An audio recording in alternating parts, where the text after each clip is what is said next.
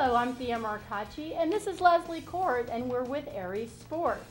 Leslie, we're here today to talk a little bit about the new NCAA violations, allegations, the things that we thought had already been brought up. Give us a little insight into what is actually going on now. The NCAA sent Ohio State University notice of allegations regarding Jim Tressel's activity. All right, so you got the new allegations that are now bringing Coach Tressel into the mix, into the things that basically saying he knew what was going on. Absolutely. So what does that mean for Ohio State and for Tressel? In most universities, that would mean he would not have a job. Most coaches do not survive this, and for good reason. Sure. He lied. Right. He lied. He signed a piece of paper on September 13th that said, "I do not know of any violations within my program." That's on file with Ohio State. That's on file with the NCAA. So he knew about them, did not report them, lied to the NCAA, came back during the NCAA investigation of the players, lied again, wow, saying he still didn't know about it. Right. Well, so it sounds like based on the information that's come out, there were some emails, there was some documentation, there was stuff that basically has caught him in that lie.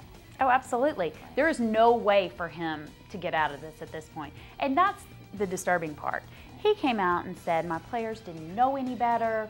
They needed the money, they this, that, and the other. There should have been a sensor that went off in their head, I believe was the language he used. What I'm wondering is, where was Jim Tressel's sensor? Signed his name to the paper and lied to the NCAA and Ohio State.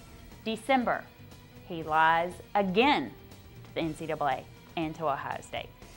Do you know of an employer that you can lie that many times to and keep your job? The big question, I guess, in my mind, and maybe many of the fans out there, is what does that mean for last year's season? Most likely, there will be wins vacated.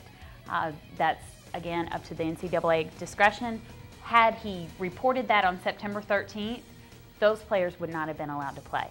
So they wouldn't have had the record to get to the Sugar Bowl in the first place. So that's not their trophy. And I've contested all along that it wasn't their trophy because those 5 players shouldn't have been playing in the first place. Well, I guess the last question I have about this is, why is Tressel such a hot button? The thing about it is, if he'd have come out and said, I screwed up. I knew about this. I wasn't sure what to do with it. I was trying to protect my kids. I'm sorry, I messed up. This would be gone by now.